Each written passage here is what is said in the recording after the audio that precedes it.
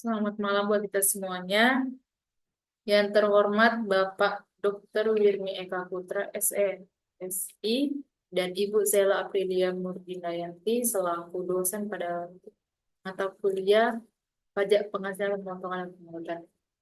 Perkenalkan, saya Lutfi Panjaitan dengan NIM C0D023022 akan menjelaskan materi dari UPT PPH pasal 21 atau 26.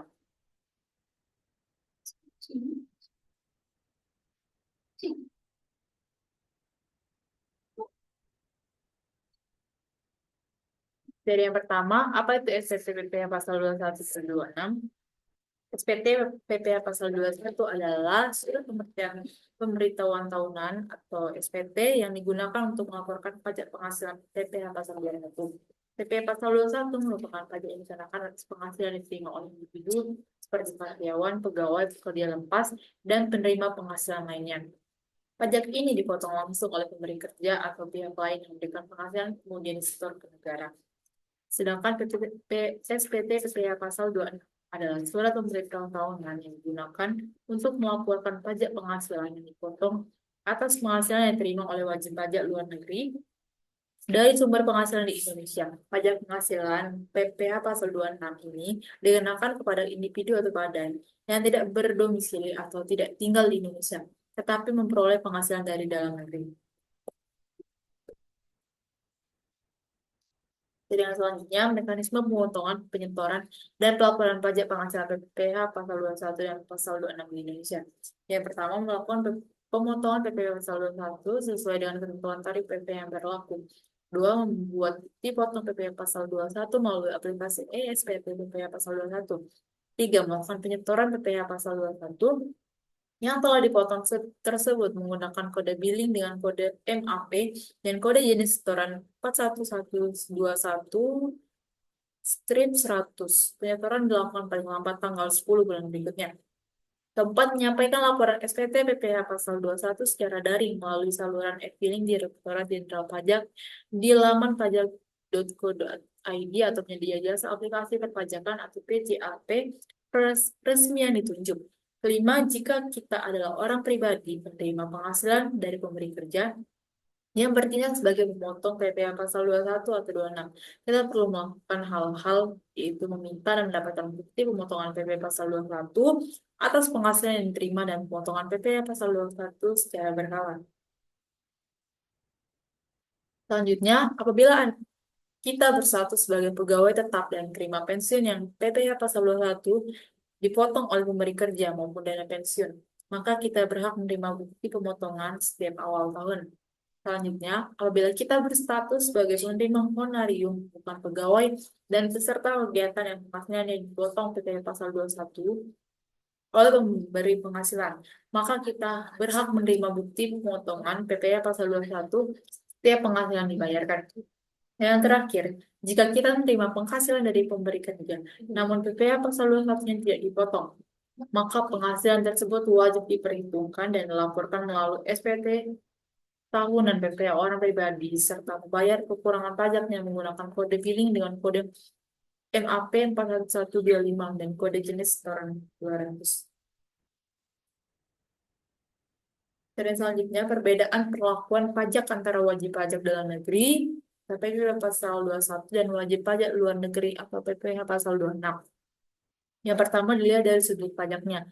Wajib pajak dalam negeri mempunyai 3 subjek, yaitu pribadi, badan, serta warisan. Yang kedua dilihat dari sumber penghasilannya.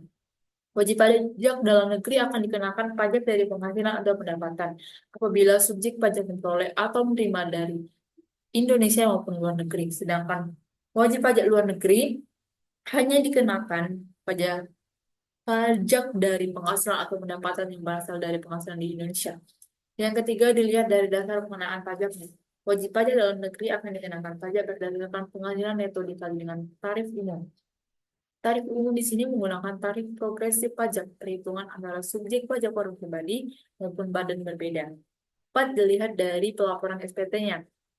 Wajib pajak dalam negeri menyampaikan SPT tahunan yang bertujuan sebagai sarana dalam menetapkan pajak yang terutang dalam suatu tahun pajak. Sedangkan wajib pajak luar negeri tidak wajib menyampaikan SPT tahunan sebab kewajiban perpajakannya dipenuhi melalui pemotongan pajak yang bersifat final. Sanksi yang diberikan kepada pemberi kerja atau wajib pajak yang tidak mematuhi ketentuan pemotongan dan pelaporan SPT PPh pasal 21 Pertama, dari pasal 3 ayat 3 Undang-Undang KUP, surat pemberitaan masa harus disampaikan selama-lambatnya 20 hari setelah akhir pajak yang berlaku.